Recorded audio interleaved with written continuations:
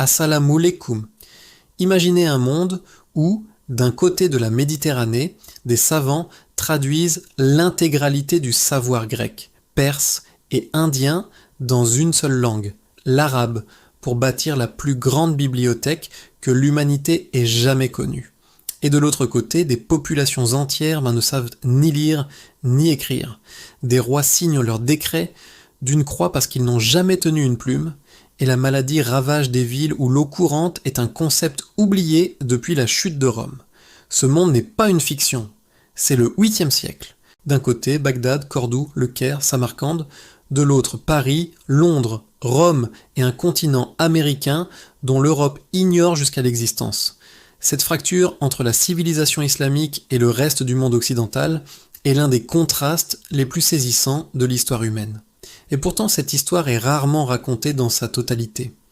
On vous parle du Moyen-Âge européen comme d'une parenthèse sombre entre l'Antiquité et la Renaissance. Mais on omet souvent de vous dire que pendant cette parenthèse, le monde musulman vivait son apogée, un âge d'or qui a littéralement posé les fondations de la science moderne. Ce texte n'est pas un exercice de fierté identitaire, c'est un exercice de vérité historique. Nous allons marcher siècle par siècle à travers deux mondes parallèles, celui de la lumière islamique et celui de l'obscurité européenne. Et à la fin, vous comprendrez pourquoi l'historien britannique Robert Briffaut a écrit cette phrase devenue célèbre. Ce que nous appelons la science est né dans les écoles musulmanes, et il est probable que sans elle, la science moderne n'aurait jamais existé. Commençons. En 476, l'Empire romain d'Occident s'effondre, et avec lui, tout un système. Les routes, les aqueducs, les bibliothèques, les écoles, le droit, l'administration, ce n'est pas une transition. C'est un effondrement. Les tribus germaniques qui prennent le contrôle, francs, wisigoths, lombards, saxons, sont des guerriers, pas des administrateurs. Ils n'ont pas de tradition écrite, ils ne lisent pas le latin, ils n'ont aucun intérêt pour la philosophie grecque. Résultat, en l'espace de 2 générations, l'Europe occidentale perd la quasi-totalité de son héritage intellectuel. Les textes d'Aristote, de Platon, d'Euclide, de Galien, de Ptolémée, tous ces piliers de la pensée antique, disparaissent des bibliothèques européennes. Non pas qu'ils soient détruits intentionnellement dans tous les cas, mais il n'y a plus personne pour les copier, les enseigner, les transmettre. Le savoir meurt par abandon. L'Église catholique devient la seule institution stable du continent. Elle préserve une partie du savoir latin dans ses monastères, mais son agenda intellectuel est étroit. Théologie, liturgie, exégèse biblique.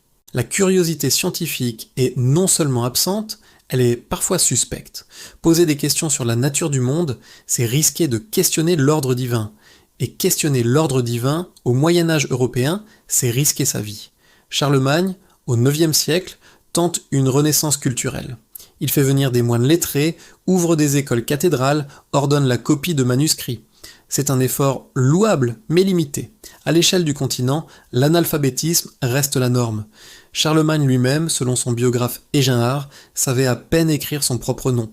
Pendant cette même période, le continent américain est habité par des civilisations propres, les Mayas, les peuples ancestraux, Puebloans, les premières communautés du Mississippi, mais elles n'ont aucun contact avec l'Europe, ni avec le monde musulman. Les Mayas développent un système d'écriture, un calendrier sophistiqué et des connaissances astronomiques remarquables, mais dans un isolement total. L'Europe ne sait même pas que ce continent existe. Il n'y a pas de comparaison directe possible sur le plan des échanges intellectuels, car il n'y a tout simplement pas d'échange. Ce n'est qu'en 491, soit à la toute fin de l'âge d'or islamique, que Christophe Colomb atteindra les Amériques, en utilisant d'ailleurs des instruments de navigation perfectionnés par des ingénieurs musulmans. Nous y reviendrons. Pendant que l'Europe se fragmente, le monde musulman se construit, et il se construit vite. En à peine un siècle après la mort du prophète Muhammad, l'empire islamique s'étend de l'Espagne à l'Inde. Mais ce qui distingue cette expansion de toutes les conquêtes précédentes, c'est qu'elle ne se contente pas de dominer militairement. Elle absorbe, traduit, améliore et redistribue le savoir de chaque civilisation qu'elle rencontre. Les Omeyyades installent leur capitale à Damas, puis les Abbassides fondent Bagdad en 762 et c'est là que tout bascule. Bagdad, sous le califat abbasside, devient la ville la plus importante du monde. Ce n'est pas une exagération. Au IXe siècle, Bagdad compte entre 1 et 1,5 million d'habitants. Paris, à la même époque, en compte à peine 20 000. Londres, moins de 10 000. Le calife Haroun al-Rachid, puis son fils al-Mamoun, fondent et développent Bayt al-Hikma, la maison de la sagesse. C'est une bibliothèque, un centre de traduction, un observatoire, un laboratoire et une université, le tout réuni sous un même toit. Al-Mamoun envoie des émissaires dans tout le monde connus pour acheter des manuscrits. Il les fait venir de Constantinople, d'Alexandrie, de Perse, d'Inde, de Chine, et il ne les stocke pas, il les fait traduire. Le grand traducteur Hunayn ibn Ishaq traduit à lui seul plus de 100 ouvrages grecs en arabe. Les œuvres d'Aristote, de Galien, d'Hippocrate, d'Euclide, de Ptolémée, toutes passant par l'arabe avant de revenir, des siècles plus tard, en Europe, via les traductions latines de Tolède. Réfléchissez à cela un instant. Sans les traducteurs musulmans de Bagdad, l'Europe aurait perdu Aristote. La Renaissance n'aurait peut-être jamais eu lieu, ou du moins pas sous la forme que nous connaissons. Mais la maison de la sagesse ne se contente pas de traduire, elle innove. Les savants qui y travaillent ne sont pas de simples copistes, ils corrigent les erreurs des Grecs, complètent leurs théories et en créent de nouvelles. Muhammad ibn Musa al-Khwarizmi, retenez ce nom, c'est l'homme qui a inventé l'algèbre. Son livre Al-Kitab al-Mukhtasar fi Hisab al-Jabr wal-Muqabala, publié vers 820, est le texte fondateur de l'algèbre. Le mot algèbre lui-même vient du titre arabe al-Jabr. Al-Khwarizmi introduit également le système décimal positionnel emprunté aux mathématiciens indiens et le popularise dans le monde musulman puis en Europe. Avant cela, les Européens utilisaient les chiffres romains, un système tellement lourd qu'une simple multiplication relevait de l'exploit. Essayez de multiplier MCMXL par D6 par Kakose en chiffres romains. C'est presque impossible sans un boulier. Le mot algorithme vient de la latinisation du nom d'Al-Khwarizmi, algorithmie. Chaque fois que vous utilisez Google, chaque fois qu'une intelligence artificielle traite une requête, chaque fois qu'un GPS calcule votre itinéraire, vous utilisez un concept dont le nom remonte à un mathématicien musulman du IXe siècle. Pendant ce temps, en Europe, les mathématiques sont au point mort. Le savoir mathématique se limite à des calculs calendaires pour déterminer la date de Pâques. Il faudra attendre Fibonacci au XIIIe siècle pour que les chiffres arabes, en réalité indo-arabes, commencent à se diffuser en Europe. Fibonacci lui-même reconnaît sa dette envers les mathématiciens musulmans dans son Liber Abazi de 1202. Omar Khayyam, au XIe siècle, résout les équations cubiques par des méthodes géométriques, un exploit que l'Europe ne reproduira que 500 ans plus tard, avec Cardano et Tartaglia au XVIe siècle. Al-Kashi, au XVe siècle, calcule P avec 16 décimales de précision. À la même époque, les meilleurs mathématiciens européens en sont à 3 ou 4 décimales. Abu Ali al-Hussein ibn Sina, connu en Europe sous le nom d'Avicenne, est né en 980 en Perse. À 18 ans, il maîtrise déjà toutes les sciences connues de son époque. Son œuvre majeure, Al-Qanun fi al-Tib, est un monument de 5 volumes qui restera le manuel de référence dans les universités européennes pendant plus de 600 ans, du XIIe au XVIIIe siècle. Ibn Sina décrit la contagion des maladies, établit les principes de la quarantaine, identifie des centaines de médicaments et leur dosage, et propose une approche systématique du diagnostic clinique. Il distingue la méningite des autres infections cérébrales, décrit les symptômes du diabète et comprend que la tuberculose est contagieuse, des siècles avant que l'Europe ne parvienne aux mêmes conclusions. Abu al-Qasim al-Zahraoui, né à Cordoue en 936, rédige Al-Tasrif, une encyclopédie médicale de 30 volumes dont la section chirurgicale décrit plus de 200 instruments chirurgicaux, dont beaucoup de sa propre invention. Il est le premier à utiliser le catgut pour les sutures internes, le premier à décrire la ligature des artères pour contrôler les hémorragies et le premier à pratiquer la thyroïdectomie. Pendant ce temps, en Europe, La chirurgie est considérée comme un travail de barbier, indigne d'un médecin. Les malades sont saignés, purgés et priés de s'en remettre à Dieu. Les hôpitaux européens n'existent pratiquement pas avant le XIIe siècle. Dans le monde musulman, le premier hôpital, le Bimaristen, est fondé à Bagdad dès le 8e siècle. Il dispose de salles séparées par pathologie, de pharmacie et de médecins de garde, un concept que l'Europe ne reproduira que 400 ans plus tard. En 1242, Ibn al-Nafis, un médecin syrien travaillant au Caire, décrit pour la première fois la circulation pulmonaire du sang. Le passage du sang du côté droit du cœur vers les poumons, puis vers le côté gauche. Cette découverte sera attribuée en Europe à William Harvey en 1628, soit près de 400 ans plus tard. Harvey ne cite jamais Ibn al-Nafis. Les astronomes musulmans construisent des observatoires sophistiqués à Bagdad, à Damas, à Samarcande, au Caire, à Maraga. L'observatoire de Maraga, fondé en 1259 par Nasir al-Din al-Tusi, est le plus avancé de son époque. Al-Tusi y développe le couple de Tusi, un modèle mathématique qui résout des problèmes que Ptolémée n'avait pas pu résoudre. Ce modèle sera repris, presque à l'identique, par Copernic au XVIe siècle pour formuler sa théorie héliocentrique. Les astronomes musulmans cataloguent des milliers d'étoiles, calculent la circonférence de la Terre avec une précision remarquable et développent l'astrolabe, un instrument qui permet de déterminer l'heure, la direction de la Mecque et la position des étoiles. L'astrolabe devient l'outil de navigation le plus utilisé pendant des siècles. Pendant ce temps, en Europe, l'astronomie est largement confondue avec l'astrologie. L'Église enseigne un modèle géocentrique rigide, basé sur une lecture littérale de la Bible. Quiconque remet en cause cette vision risque l'hérésie. Il faudra attendre Galilée, au XVIIe siècle, pour que l'Europe commence à rattraper le retard. Et encore, l'Église le condamnera pour avoir affirmé que la Terre tourne autour du Soleil. Christophe Colomb, en 1492, utilise des cartes et des instruments directement dérivés du savoir nautique musulman. La boussole, perfectionnée par les marins arabes, les tables astronomiques d'Al-Zarqali de Cordoue, les techniques de navigation hauturière développées par les navigateurs musulmans de l'océan Indien, tout cela contribue au voyage de Colomb. L'ironie est cruelle. L'Europe découvre l'Amérique en utilisant des outils musulmans, la même année où elle achève la Reconquista et expulse les musulmans d'Espagne. Abu Ali al-Hassan ibn al-Haytham, né à Bassora en 965, est considéré comme le père de l'optique moderne et, par beaucoup d'historiens des sciences, comme le premier véritable scientifique au sens moderne du terme. Avant lui, la théorie dominante, héritée des Grecs, affirmait que la vision fonctionnait par émission.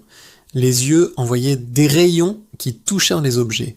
C'est absurde, et Ibn al-Haytham le démontre. Dans son Kitab al-Manazir, il prouve que la lumière entre dans l'œil, et non l'inverse. Il décrit la chambre noire, explique la réfraction de la lumière, et pose les bases de la méthode expérimentale. Oui, la méthode expérimentale. Cette méthode, que l'on attribue généralement à Francis Bacon au XVIIe siècle, a été formulée par Ibn al-Haytham au XIe siècle.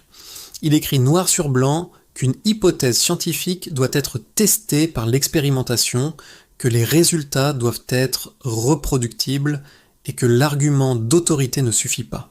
6 siècles avant la révolution scientifique européenne. Son traité sera traduit en latin sous le titre De Aspectibus et influencera directement Roger Bacon, Kepler, Descartes et Newton. Mais combien d'Européens connaissent son nom aujourd'hui ?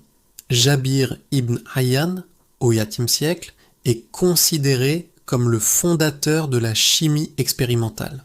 Il développe des techniques de distillation, de cristallisation, d'évaporation et de filtration qui sont encore utilisées aujourd'hui. Il découvre l'acide chlorhydrique, l'acide nitrique, l'acide citrique et l'eau régale, le seul liquide capable de dissoudre l'or. Le mot chimie lui-même vient de l'arabe alchimia. Tout comme alambic vient d'alambic, alcali, d'alcali, alcool, d'alcool, élixir, d'alixir. Pendant ce temps, en Europe, l'alchimie est une pratique mystique et frauduleuse, obsédée par 2 objectifs impossibles: transformer le plomb en or et trouver l'élixir de vie éternelle.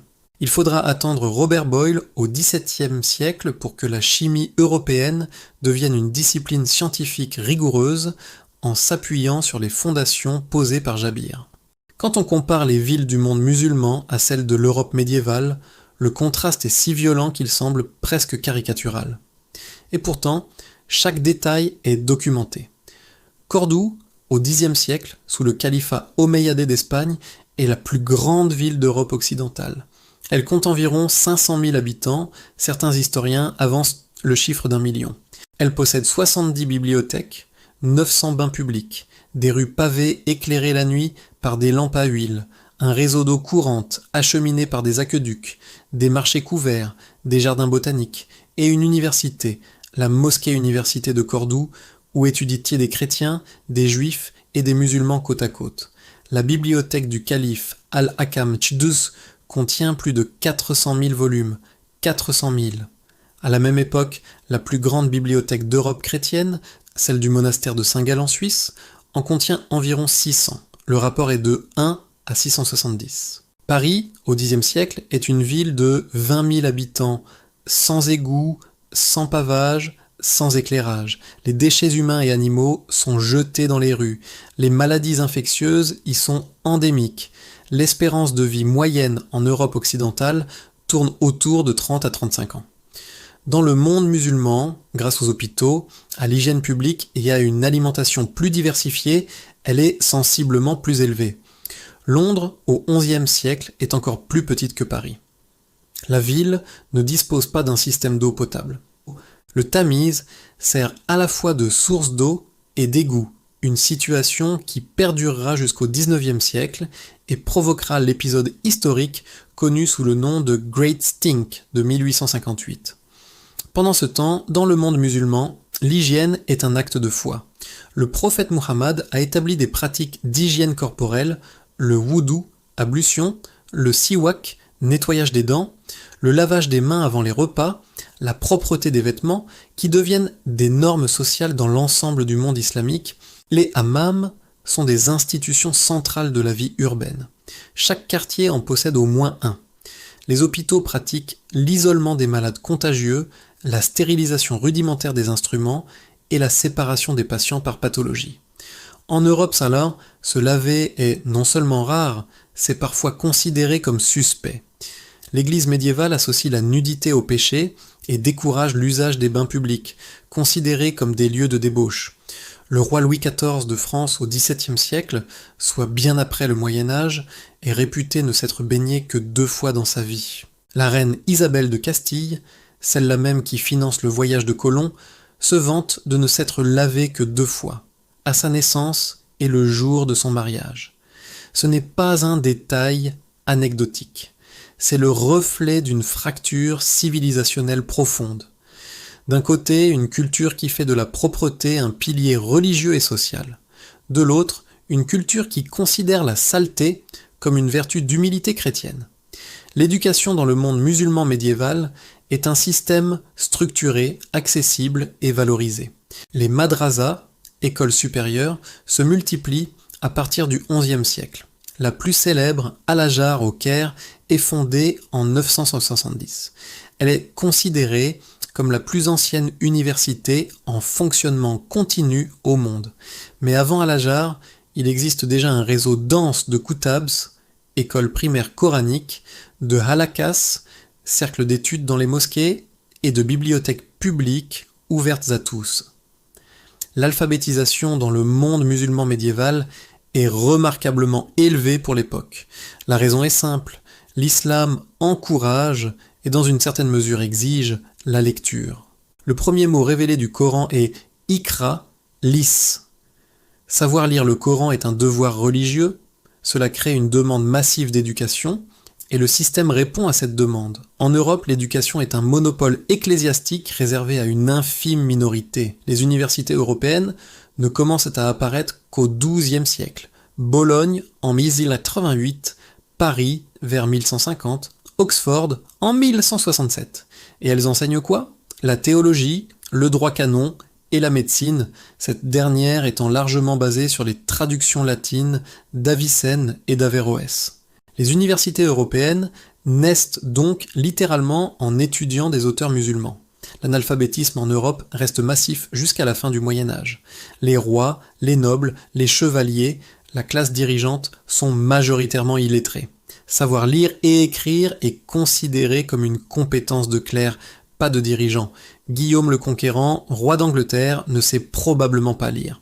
Richard Cœur de Lion compose des poèmes, mais c'est l'exception qui confirme la règle. Dans le monde musulman, le système juridique est codifié, structuré et débattu. Les 4 grandes écoles de jurisprudence sunnite, hanafite, malikite, chaféite et hanbalite développent des méthodologies sophistiquées de raisonnement juridique. Le droit musulman reconnaît la propriété privée, le droit des femmes à hériter et à posséder des biens, le droit commercial, le droit des contrats et même des formes primitives de droit international. Les waqf, fondations pieuses, financent les hôpitaux, les écoles, les fontaines publiques, les auberges pour voyageurs. C'est un système de protection sociale avant la lettre, financé par la charité institutionnalisée. En Europe, le droit est un patchwork de coutumes tribales, de décrets royaux contradictoires et de droits canons ecclésiastiques. La justice est souvent expéditive et arbitraire. Les ordalies, épreuves du feu, de l'eau, du combat judiciaire sont des méthodes courantes pour déterminer la culpabilité. L'idée est que Dieu protégera l'innocent. Si vous survivez à l'épreuve, vous êtes innocent. Si vous mourrez, c'est que vous étiez coupable. Ce système perdure en Europe jusqu'au XIIIe siècle. Le servage est la condition de la majorité de la population européenne. Les serfs sont attachés à la terre de leur seigneur. Ils ne peuvent ni la quitter, ni se marier, ni transmettre leurs biens sans l'autorisation de leur maître. C'est une forme d'esclavage déguisé qui ne dit pas son nom. L'Amérique, pendant cette même période, développe ses propres civilisations dans un isolement total. Les Mayas, entre le IIIe et le Xe siècle, bâtissent des cités-États impressionnantes. Tikal, Palenque, Copan, avec des pyramides monumentales, des systèmes d'écriture hiéroglyphique et un calendrier d'une précision extraordinaire. Leur connaissance de l'astronomie rivalise avec celle de n'importe quelle civilisation de l'ancien monde.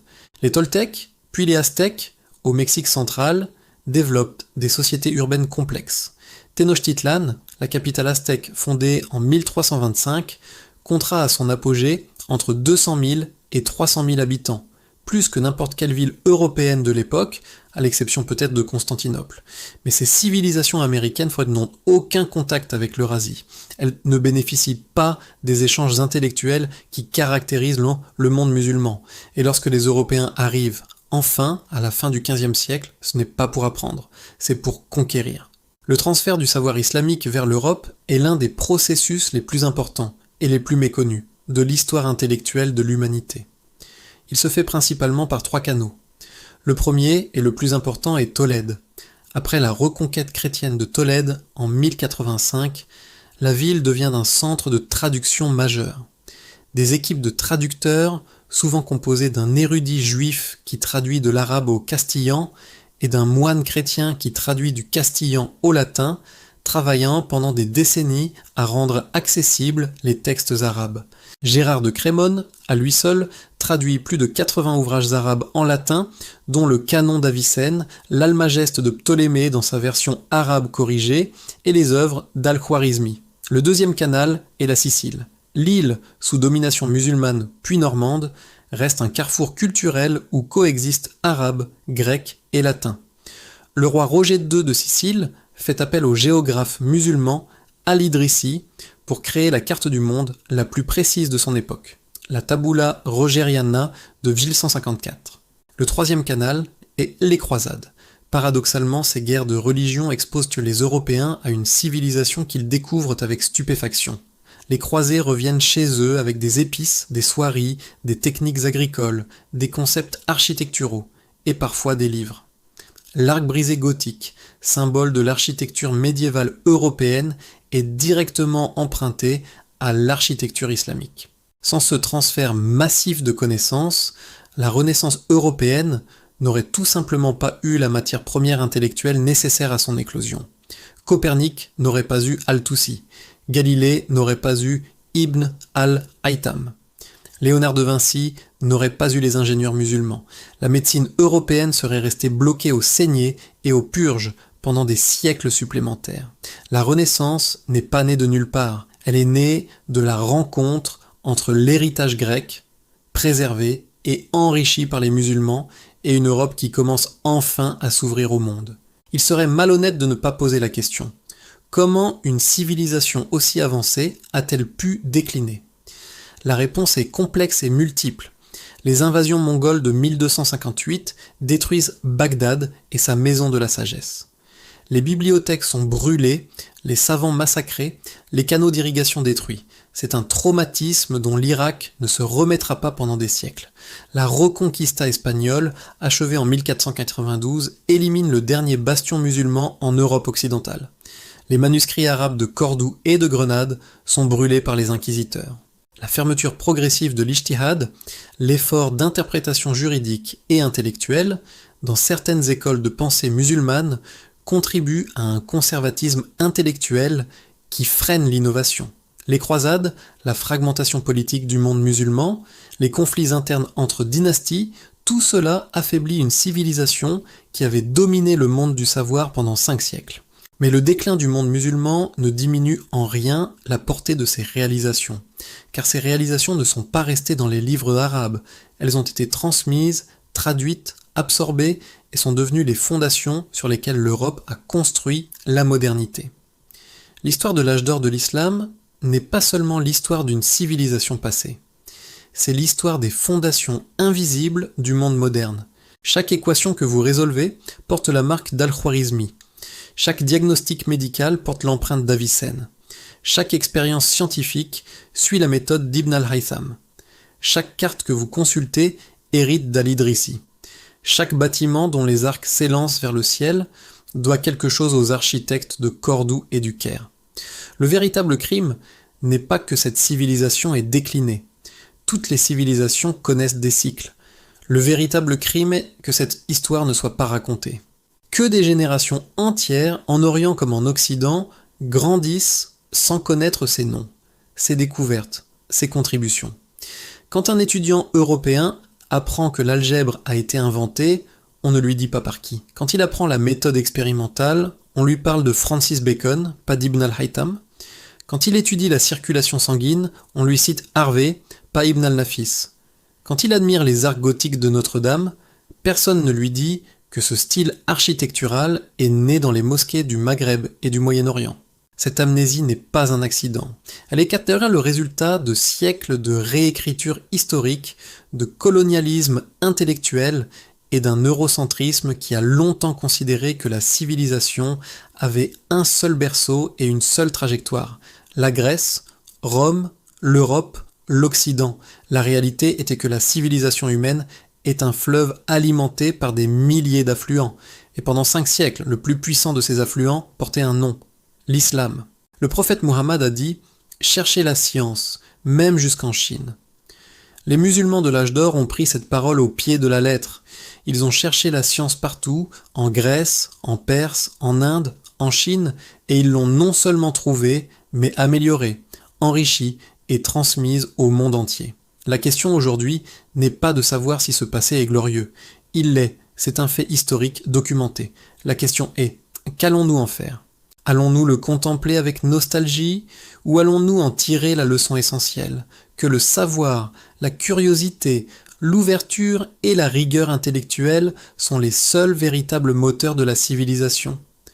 Que lorsqu'une société encourage ses esprits les plus brillants à chercher, à questionner, à découvrir, elle s'élève. Et que lorsqu'elle les muselle, les ignore ou les persécute, elle décline. Cette leçon n'appartient pas au passé, elle est d'une brûlante actualité. Merci beaucoup d'avoir regardé jusqu'au bout. N'oubliez pas de liker la vidéo si elle vous a été bénéfique, de la partager avec vos proches pour que le rappel profite au plus grand nombre. Et bien sûr de vous abonner à la chaîne pour ne rien manquer de nos prochains contenus. Qu'Allah augmente notre savoir et raffermisse notre foi. Assalamu alaikum wa rahmatullah wa barakatuh.